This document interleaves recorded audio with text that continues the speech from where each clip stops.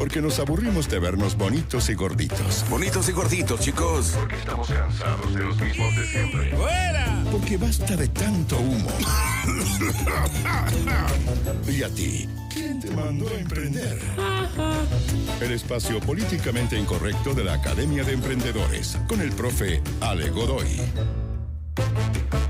Sí, pues soy Leo Meyer y te dejo de inmediato en manos del profesor Alejandro Godoy, quien es autor de los libros Emprendimiento Demoliendo Mitos, Generación Emprende y las 22 leyes inmutables del emprendimiento. Así que como autopanelista invitado lo dejo aquí a que corra solo. Como panelista autoinvitado. ¿Y yo qué dije? Autopanelista invitado. ¿Y cómo era?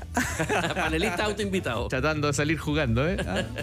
Oye, Leo, mira, el tema que te comentaba, hace un par de semanas ya circuló la noticia en diversos medios y en diversas redes que en China se estaba implementando una legislación que buscaba regular la capacidad que tienen los individuos particulares de emitir contenidos sobre materias específicas sin ningún filtro y sin ningún tipo de moderación, ¿ya? Debemos contextualizar que China no es un país que se destaque por las grandes libertades de prensa o de expresión. Eso no, ya lo claramente sabemos, ya no, es una realidad. Pero esto está en un ámbito más bien del cuidado de las audiencias, ¿ya? Y por eso que pone el foco básicamente en tres formas de contenidos, que es derecho, salud y economía. Y aquí lo retrotraemos, digamos, decimos, mira, ¿cuál es nuestra realidad hoy en día? En Chile y en muchos países del mundo hay mucha gente que legítimamente ha aspirado y define su propia actividad muchas veces como un emprendimiento, la generación de contenido. ¿Y qué es la generación de contenido? Bueno, a veces la capacidad de pararse frente a un micrófono y una cámara y con cierto grado de astucia, de ingenio, de locuacidad y habilidades, digamos, de expresión, ¿ya? Colocar contenidos que son de interés para otros, ¿cierto? El tema es que ahí es muy distinto ponerse nosotros en una radio y comentar noticias, otros comentan chistes, otros hacen programas de música y actualidad, que ponerse a recetar dietas, ¿ya? Ponerse a hablar de lo que te hace bien para bajar de peso, de ponerse a hablar de las combinaciones de los alimentos, de decir qué remedios no puedes combinar con otros, ¿ya?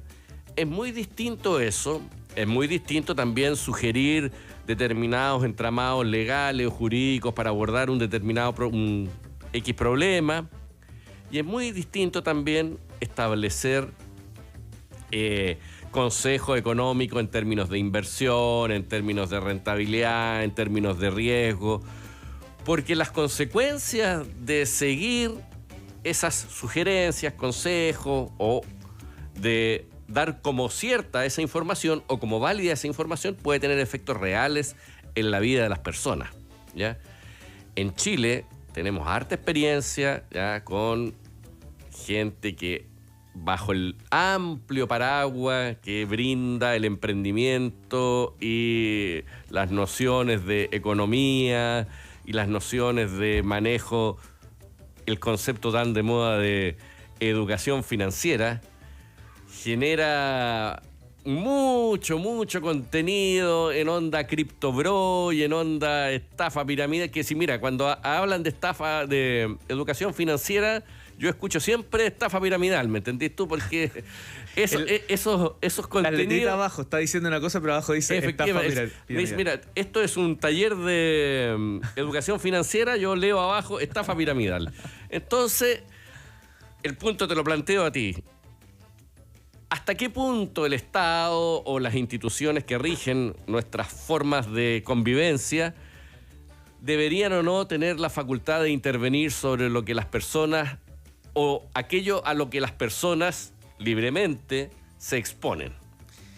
Súper compleja la pregunta y tengo... es una respuesta, pero en dos mundos. En dos mundos. Donde yo me siento más cómodo es un mundo que hoy ya no existe, pero me sirve para mostrarte por qué no tengo claramente una opinión en este segundo mundo. Hace 15, 16 años, pasa muy rápido el tiempo, pero más o menos estimado, salió una noticia donde cerca de 20 personas, mujeres dueñas de casa en su mayoría, también en esos años era como normal que se habían quemado por una receta de churros. Me acuerdo perfectamente de la historia, sí. Ha pasado tiempo, en ese tiempo la tecnología no estaba.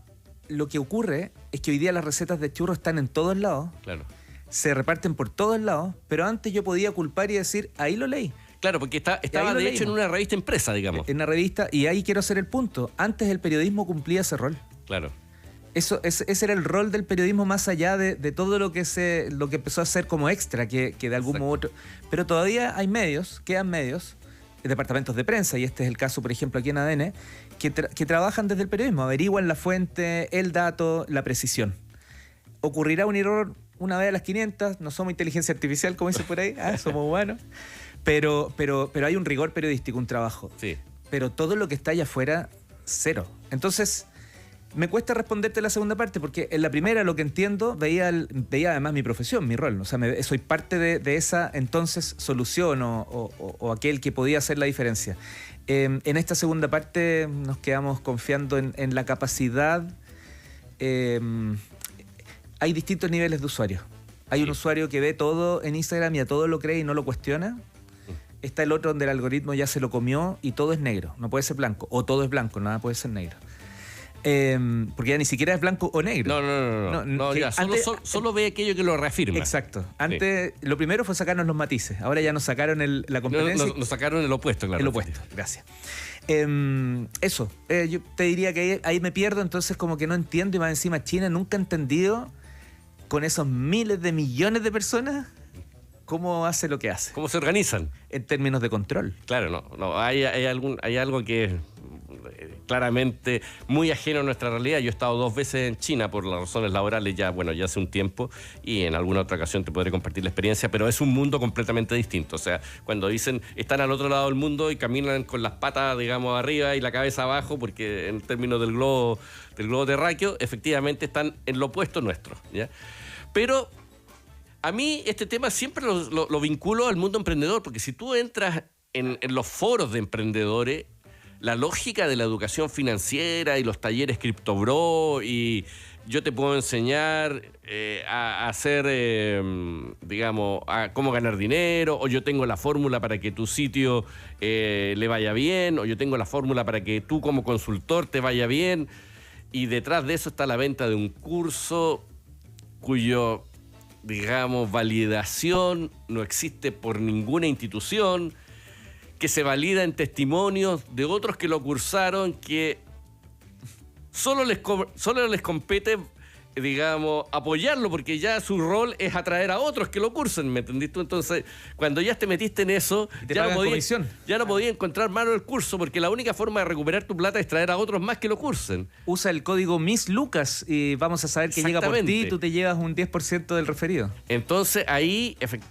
hay un tema respecto a un mercado, por ejemplo, de estas dietas, prácticas de ejercicio, vida saludable, que tiene un impacto real en adolescentes, en chicos que están todavía creando su identidad, que tienen inquietudes respecto a cómo son percibidos por el resto y quieren adaptarse, ¿cierto? Y pertenecer, y siguen estos consejos y eventualmente con posibles daños a la salud. No sé si otra cosa son los desafíos, ¿cierto? No sé si supiste que el desafío del paracetamol. ¿No? Los niños de 12, 14 años, la idea es que se tomen 30 paracetamol. ¿Ya? Qué brutalidad. Porque eso les genera una intoxicación que van a dar a la clínica, pero sin ningún daño. Como la cáscara de plátano en los pies para tener fiebre. Claro, en mis sin años. ningún daño, digamos, de largo plazo en el 99,9% de los casos, ¿me entendiste tú? Hay uno que se puede morir, ¿me entendiste tú? Pero los otros 999 eventualmente no. ¿Ya? Lo mandaron para la casa. Lo mandan para la casa después de y se sacan la foto en la sección de urgencia. Ese es el desafío del paracetamol.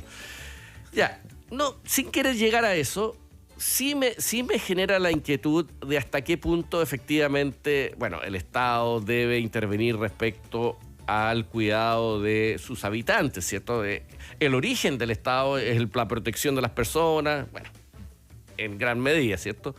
La protección de los individuos que lo conforman.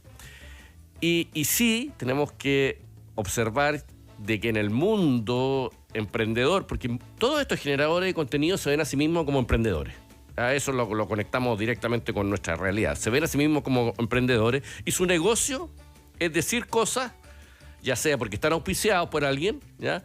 O porque en su creación de continuidad finalmente les meten publicidad en las plataformas en las cuales ellos colocan sus contenidos, ¿me entendís tú? No necesariamente el tipo tiene que tener la camiseta puesta de una marca, pero si va a dar a YouTube y tiene un millón de seguidores, YouTube le pone la publicidad al asunto, ¿no? Y él lo monetariza por ahí.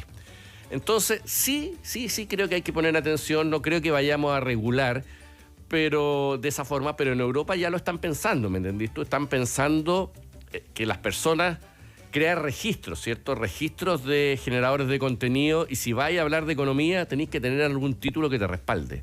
Si vais a hablar de salud tenéis que tener algún título que te respalde, ¿ya? Y lo mismo en leyes. Entonces, estamos muy lejos de eso, pero no por lejos que estemos, no es algo a lo cual no tengamos que poner atención, porque eventualmente hay efectos dañinos para segmentos sensibles de la población. Estoy pensando fundamentalmente en chicos, jóvenes, adolescentes en formación, que son altamente influenciables ya por estos generadores de contenido. Ética, clases de ética obligatorias deberíamos tener para que las personas entiendan un poco la responsabilidad natural, no porque alguien la imponga en torno al resto, a mis pares. Claro, había un elemento para cerrar con lo que tú planteabas, que a mí siempre me llamaba la atención cuando empezaban las transmisiones de un canal de televisión, ¿cierto? Empezaban las transmisiones, el canal XX tiene su dirección en Inés Mati Urrejola, tanto a tanto, y su director responsable es tanto, con dirección. Claro, hay alguien que responde, pues, ¿me entendés tú? Hay alguien que responde legalmente ante una información que pueda llegar a perjudicar a alguien. Cuando un influencer se equivoca o dice algo que genera un perjuicio, en el peor de los casos lo funan y baja el canal, ¿me entendés tú? Y no tiene ningún otro grado de responsabilidad. Y además que esa maldad no es única, es como, yo no puedo culparte a ti porque hay 10 influencers más que hicieron el mismo contenido, solo que claro. Entonces, ¿cómo demuestro que porque te sigo? No. No, sí, es súper complicado el tema. Súper complicado. Es la cantidad de información dando vuelta. Ahí se lo dejamos planteado a los amigos que están en nuestra audiencia, sus reflexiones, cualquier cosa que tengan que aportarnos al WhatsApp que ya conocen. Holaleo.cl. Holaleo.cl. Ahí está el botoncito. Bien, pues soy el alumno Leo Meyer, estoy aquí en la sala de clases de Academia de Emprendedores en ADN, hoy haciendo el ¿Quién te mandó a emprender? Junto con el autopanelista, vaya a seguir, junto con el panelista autoinvitado aquí en la sala de clases, Alejandro Godoy. Profesor, dígame un número del 1 al 3. 2. Perdió, gané yo, así que yo voy a ir con mi tema, ¿le parece? Adelante. Qué antigua la técnica, ya. Quiero traerle un tema sobre la mesa y que tiene que ver, profe, con la baja en la tasa de natalidad. Exacto, muy interesante tema. Muy interesante. ¿Qué sabe de eso usted? Solamente para no repetir algunas cosas y... No, tengo un dato que escuché hace muy poquito, que Chile es el 5º país en el ranking con la menor tasa de natalidad en el mundo, que ya está bajo 1, ¿ya? Lo cual era algo impensado, ¿ya? Yo cuando empecé a hacer clases el año 2016 y por alguna razón tenía que tocar este tema, ¿ya? Porque hablábamos de cambios demográficos, en ese momento la cifra a la que yo accedí era 1,7. Uh-huh. Este es un número que mide la cantidad de hijos por mujer, que el mínimo que se requiere es que sean 2, porque se requieren de la forma tradicional 2 para tener un hijo. Pero por mujer en edad de procrear. En edad de procrear, exactamente. Que también es un rango, porque no todas las mujeres justo a esa edad dejan de tener la opción. Entonces, el rango mínimo es 2, ¿ya? Uh-huh. Y ya en Chile era 1,7, y yo me acuerdo que todos los años trataba de actualizar el ranking. Después dejé de hacer esa clase cuando ya el rango iba como en 1,4 o 1,5. Yeah. Pero había curva, había una curva descendente, porque cada año iba bajando. Sí. Y yo no sabía que ya estaba bajo 1, ya que fue lo que escuché esta semana también en un programa. Así que esos son los datos que yo tengo. Mire, yo le voy a entregar algunas precisiones, ¿ya? Porque efectivamente estamos en el 5º lugar en el mundo, pero el último estudio, el que generó más información y visibilidad en estos días, analizó solo 54 países. Ya. Y en ese análisis de 54 países que vendrían siendo las economías más que estables o grandes, las que tienen mayor información disponible en estos temas de salud y políticas sociales, Chile es el más El Bajo. de menor tasa ganó en la peor tasa de natalidad, que sería el 0,98%. Ese era el número que menos, escuché. claro, menos de un hijo por mujer en edad de procrear. Ese es como el dato. ¿ya? Exacto. ¿Qué tiene que ver esto con la Academia de Emprendedores? Me dirá usted. Ya, voy para allá.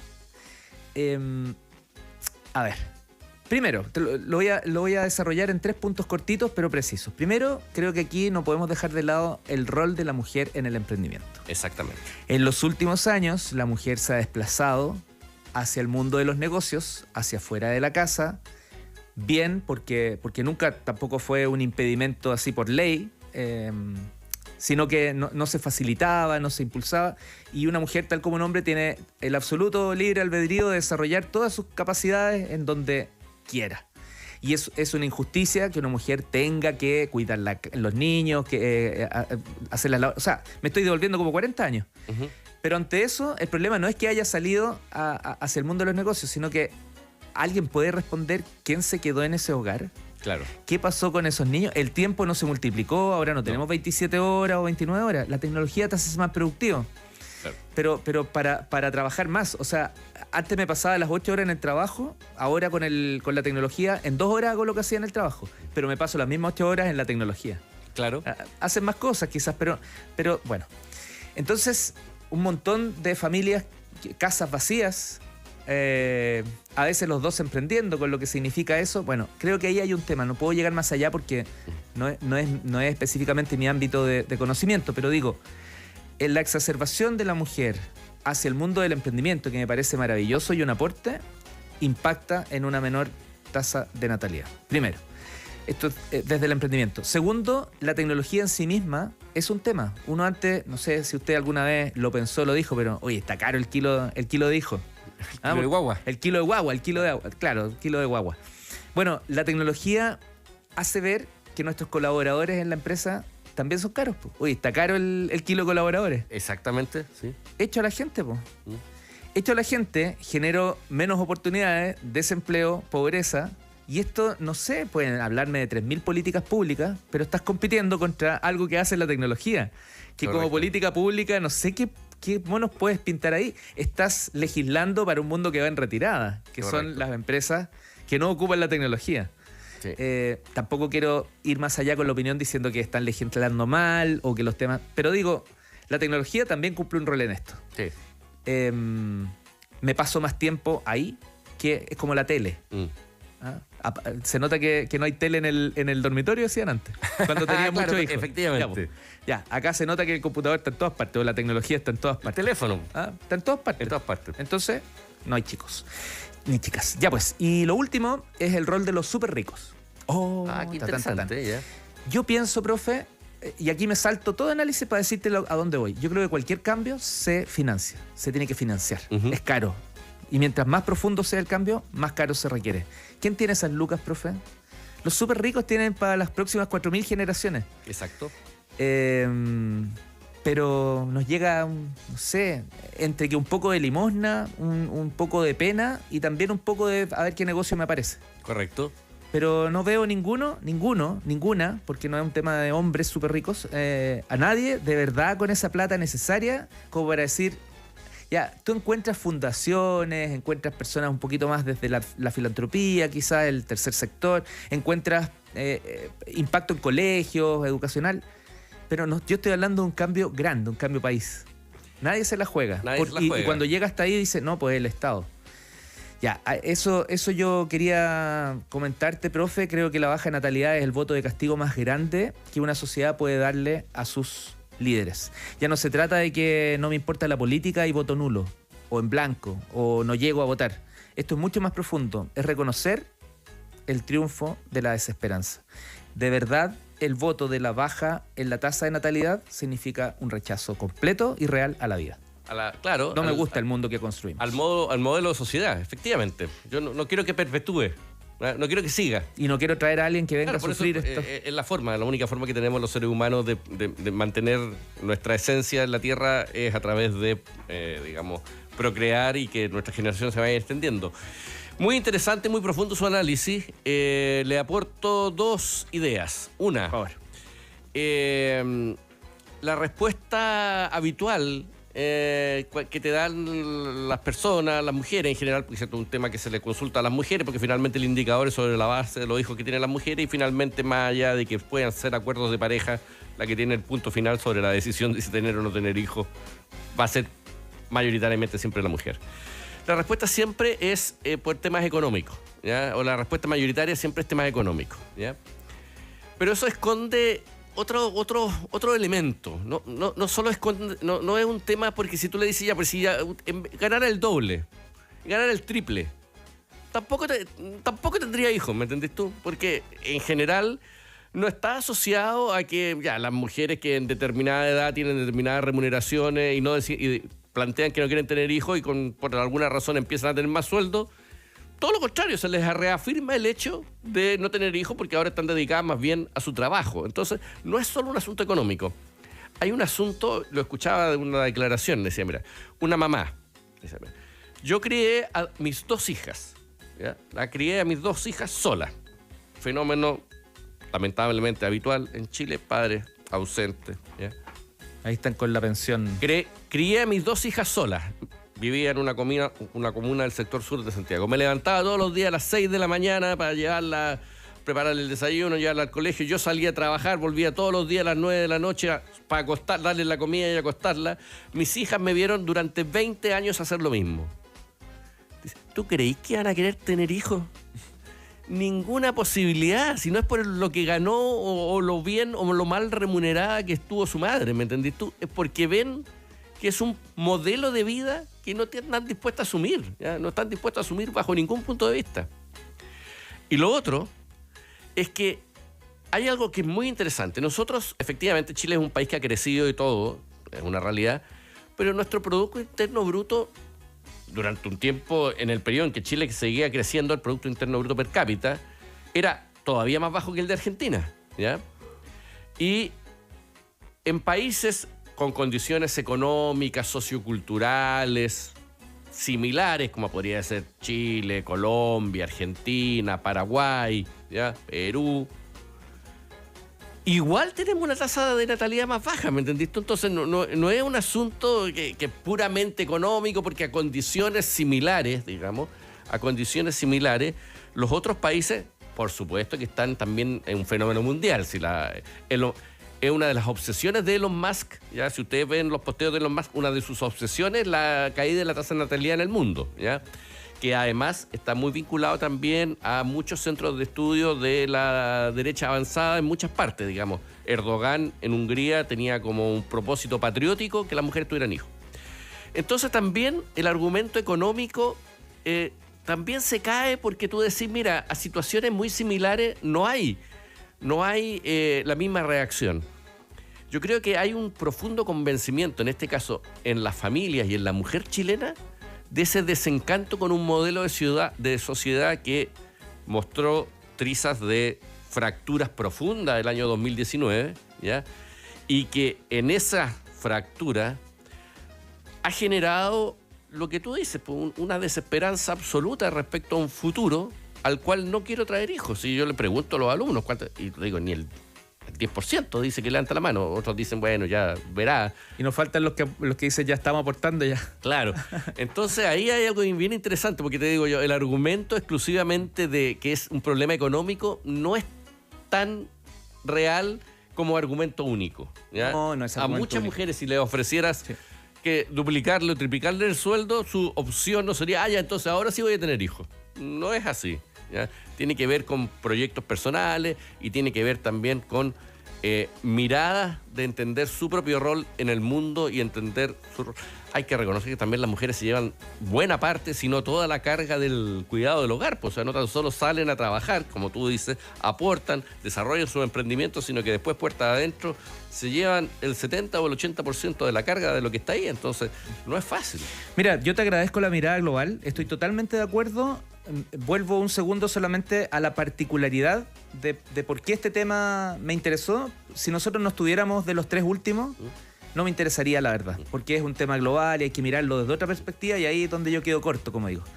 Pero cuando está en Chile el punto más bajo, tú dices, ok, está pasando en el mundo, pero por alguna razón nosotros somos los que más desesperanza, desde mi tesis que le propuse recién, tenemos. Sí, hay algo ahí.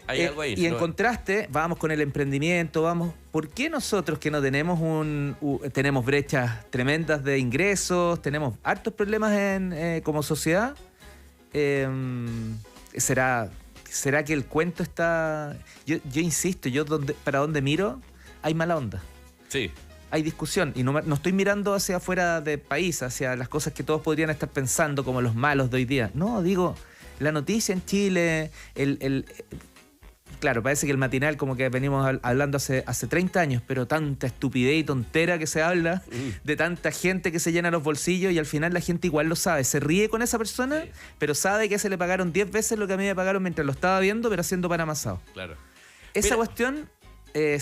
Ahí tenemos un nuevo desafío como emprendedores, porque yo siempre he dicho, uno de los roles del emprendimiento no es tan solo crear valor, ¿ya? No, uno de los roles del emprendimiento no es tan solo crear empresas, ¿no? Uno de los roles del emprendimiento no es tan solo generar nuevas oportunidades de trabajo, uno de los roles del emprendimiento es crear una sociedad más feliz, ¿ya? Gente más satisfecha con lo que hace, gente más satisfecha con sus proyectos de vida, gente que esté más satisfecha con un proyecto de sociedad. Así que es un trabajo real, ¿ya? Y el rol de los emprendedores es crear una mejor entorno, digamos, ¿ya? Ojalá que no se le ocurra a algún vivaracha crear el Piensa Positivo. Claro. Una campaña que diga, seamos más, multipliquémonos. Claro, a vender talleres. Exacto, y que al final esto se transforme en una campaña publicitaria y no lo que realmente es conectar con otras cosas más profundas. Ya pues, profe, antes de cerrar y antes de irnos tan profundo también, ¿usted quería comentar? ¿Alcanza? Sí, alcanzo 2 minutos para mi sección. Esto no es LinkedIn. Hace una semana el señor Esteban Servi, a quien no tengo el gusto de conocer, publicó en nuestra red estimada: si nunca pagaste un sueldo, nunca abriste una sociedad, nunca facturaste y nunca retiraste un dividendo, no deberías estar dando mentorías, ni clases de emprendimiento, ni de negocios. Fin. Y le puso punto después del fin. Hay que invitarlo. ¿Ya? Es un iluminado. Un iluminado, ¿ya? Yo le respondí modestamente: yo he pagado sueldos, creado sociedades, emitido facturas, retirado dividendos y además pedido créditos, negociado con sindicatos, lidiado con el servicio de impuestos internos, demandado clientes, etc. Y no creo que nada de eso me haga superior de varios colegas que hacen un tremendo esfuerzo, ya, enseñando emprendimiento. Evidentemente ha dado vuelta harto el posteo, tanto el de él como el mío. Evidentemente él respondió al mío diciendo que yo no me daba cuenta de lo que tenía como positivo. Y la pregunta, desde que yo entré al mundo del emprendimiento el 2017, siempre han dado vuelta.